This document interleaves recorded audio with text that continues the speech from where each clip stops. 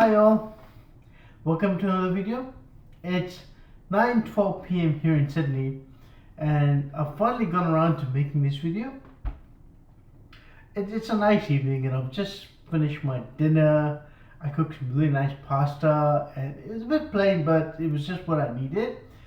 Because last night I went out and had some curry and it was really spicy and I got up in the middle of the night with like some serious stomach burns and all, and so today I've actually kept it light and I just had some pasta and yeah, so I've done that.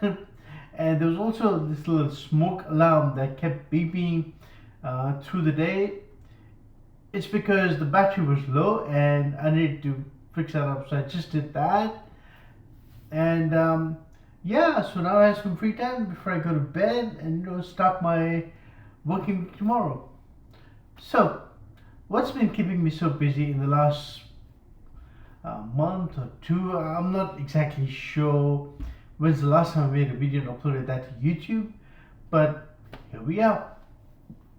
Okay, so maybe I'll keep this video short and I'll just briefly touch on three of the things that have been occupying my mind or that have been taking up all my time lately. Okay, so where do we start? Oh boy. So, my stress levels are at an extreme high in the last few weeks, or as such.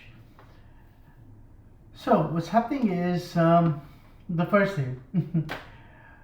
I think in my last video I did share that I managed to find something in the property market, and I spoke a little bit about my property search journey. So yes, I did manage to find something, but that something wasn't quite there. Like it wasn't ideal. So it wasn't something that was ready to move in. And obviously the previous owners made no attempt to make it even remotely ready for anybody else to move in. They kept the place in, it was pretty disgusting. They kept it pretty gross and there was no rule as such that they're going to clean up the place or something like that, because I didn't get them to sign. I didn't get them to put that in the contract, and I thought that it would just be basic. They keep the place clean, and they give it such that it's ready to move in. They didn't do any of that, and given the purchase price, there wasn't much that I could do because they had this really long settlement. We had like a 3-month settlement, and as time passed, they quickly wrapped up all their stuff and they moved, and they didn't clean the place. They made an attempt to clean other things in the house, but they did not. Sorry, they made other things outside the house because it is a fair size of land and there's quite a few things in there. If I talk about the one-to-one attributes of this place, it is something else. There's quite a few things in there, like little things that make this place quite unique and it gives it a certain appeal. So yeah, so the place was gross, pretty gross, to the point that when my mom first walked into the place with me, my mom was like, "Booming, you know what? Don't even touch anything because there's just heaps of things." And there were so many cockroaches, so many cockroaches. What happens is, so they had the cooktop, the induction cooktop and the range hood, and it was a slide out range hood. So the moment you pull it out, you will see a whole bunch of cockroaches just falling out. And the place was, the house does show its age to a certain extent. It is 61 years old. I mean, it's no spring chicken. It's not one of the new house and land packages or something. Not even, yeah, nowhere near close. It's a fairly old house, which is why it has a sizable piece of land and some unique attributes which make this a bit of a one of a kind. It's like so as one of my close mates described it, it's like a little oasis in the middle of nowhere. So, and there is more to that, and I'll share that. I'll share more about that, as things go along. So okay, so I think I've been going on for quite some time without actually talking about what's actually happening there. So given the state in which the place was, it meant that I've got to do renovations. That has started, and the place is seeing some very serious renovations, and to the point that it got to, while it was getting nearly ready, my family, people close to me, they said that, you know what, let's just get the kitchen done as well, because initially, as part of the original renovation scope, the kitchen wasn't included. But now they're like, my family's like, you know what, let's just get the kitchen done, because we can do it now.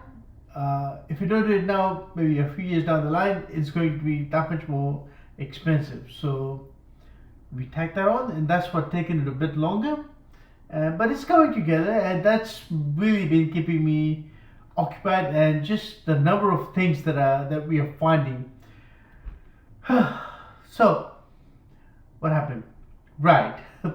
So there's a shed in the house. So there's a few sheds, but there was a shed that I had no idea existed. So there's a shed in the house, and this shed, I thought that it was behind another small little shed.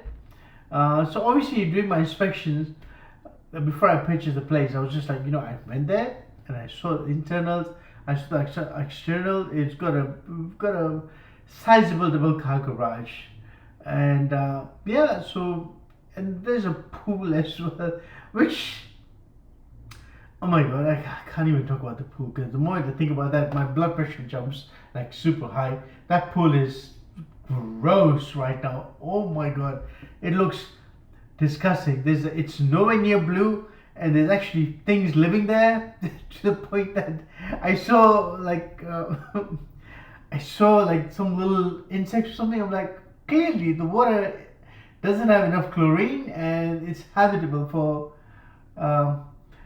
Anyway, so sorry, where were we? I was talking about the shed. Okay, that shed, right? So there's this next to the pool. There's this little place where you have all this machinery to clean the pool. Next to it, there's a little shed. I thought, okay, that's it. But after we began renovations, at some point I thought, let me just go inside the little shed and see what it's like. When I went in there, I saw there's a door.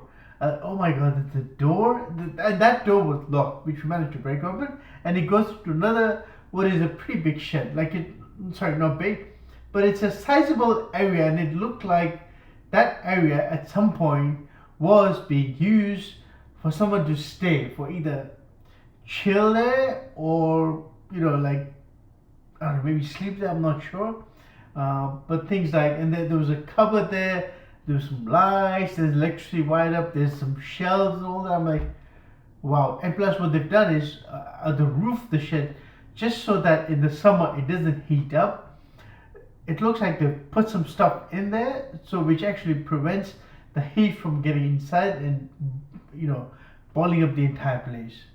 There's a ton of little things like this in this house, because there's a sizable chunk of land, and these are some of the things that we found. Now, so okay, what I do with the shed doesn't really matter. That's something secondary. I'm not even thinking about the shed, the pool at this stage.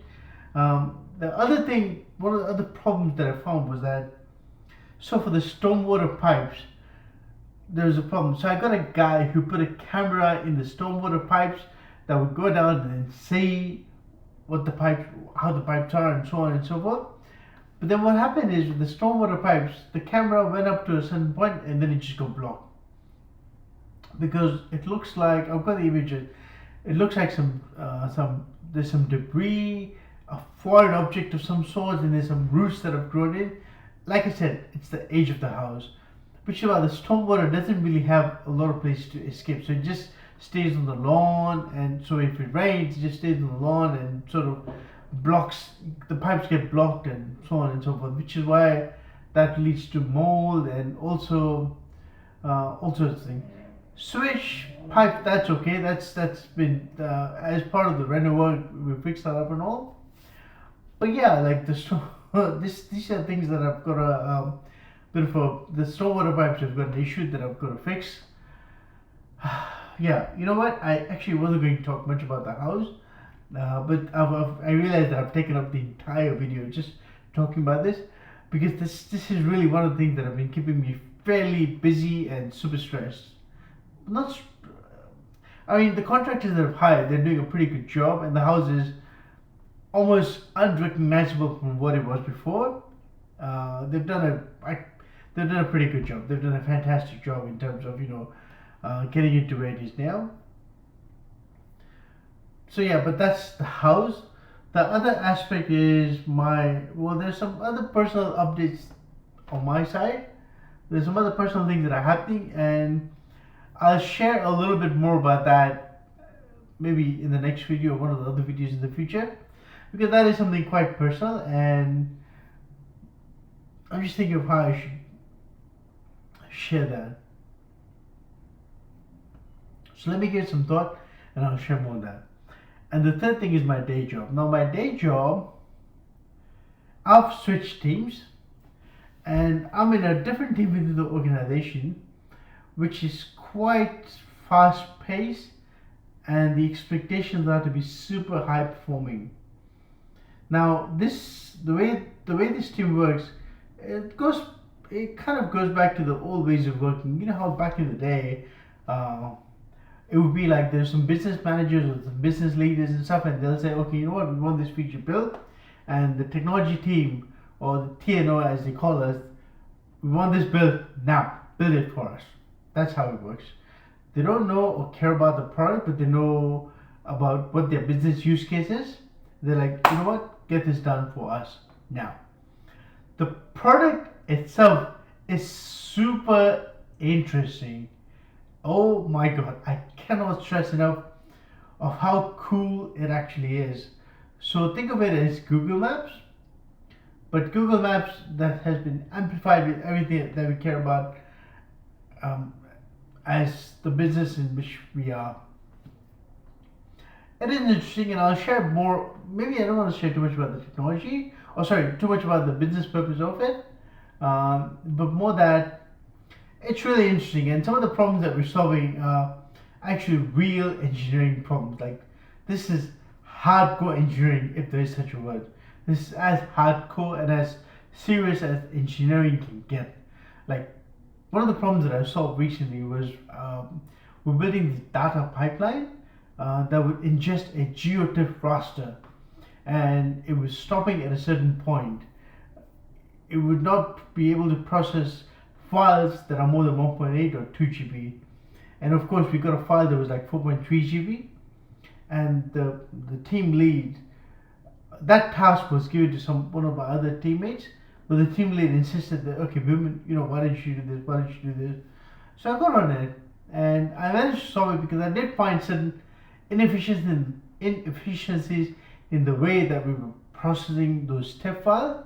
So the data ingestion pipeline is essentially some Python code that we built in a container. We built a container image, and then we deploy that image to ECS, and then we run the AWS batch job. So that's in a nutshell of how it works. But that's the technical aspect, the infrastructure aspect of it. But in terms of the actual problem, it was really interesting, and it was actually a lot more like an image processing problem. So that was really cool, and maybe I'll make another video just dedicated in talking about that, because that is really interesting, and it does give problem solving a whole new meaning, and it's like some very serious engineering. I mean, in my previous team within the organization, it was mostly, building CRUD APIs, doing some UI here and there, and then just walking a narrow path, and you are pretty much like, you from start to finish, you're sort of guided exactly how to walk and exactly where to go. But this is like a massive open world. This application, this GIS platform is like a massive open world per se, and there is a ton of technologies, and the way you solve every problem is completely non-linear. It's like, do it the way you feel like it. It's, you given this, you pretty much in this sandbox. You do whatever you want but just get the result, and which often leads into some really serious engineering. Anyway, having said all that, thank you for watching, and I'll make another video and maybe try to talk about all these three things in detail. So until next time, live long and prosper.